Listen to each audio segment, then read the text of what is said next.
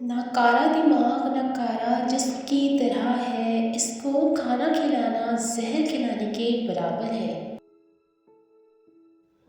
کسی کو اپنا دوست بنانے سے پہلے اس کے ساتھ کھانا کھاؤ۔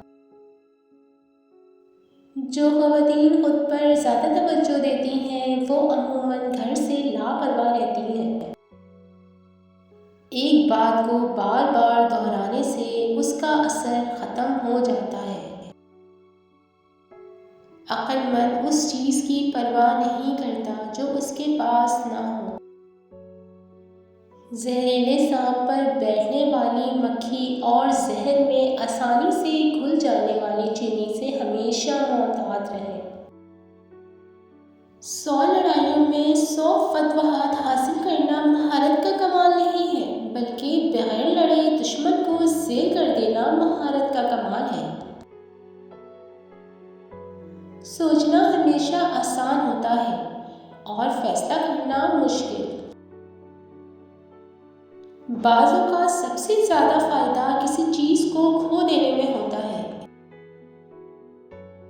فارغ بیٹھنے سے انسان جلدی بیمار ہوتا ہے۔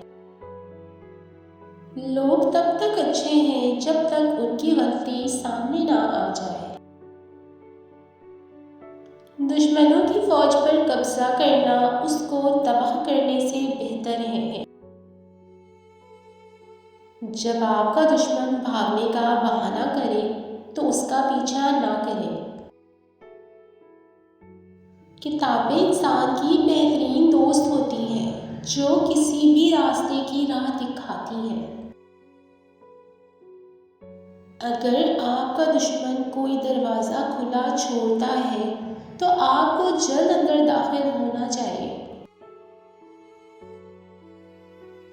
اگر آپ مضبوط ہیں تو خود کو کمزور ظاہر کریں، لیکن اگر آپ کمزور ہیں تو خود کو مضبوط ظاہر کریں۔ خود کو ناکامی سے بچانے کا موقع آپ کے اپنے ہاتھ میں ہوتا ہے۔ کامیابی مسائل میں موقع تلاش کرنے سے حاصل ہوتی ہے۔ جس انسان میں کوئی ذاتی خوبی نہیں ہوتی وہ اپنے مکان، کپڑوں، گاڑی سے دوسروں کو متاثر کرنے میں لگا رہتا ہے۔ کوئی بھی انسان اتنا کانوں کا کچا نہیں ہو سکتا کہ وہ سچ کی آواز نہ سن سکے۔ زبان وہاں تیز چلتی ہے جہاں ہاتھوں کا استعمال ناممکن ہو۔ منزل انسان کے حوصلے کو آزماتی ہے۔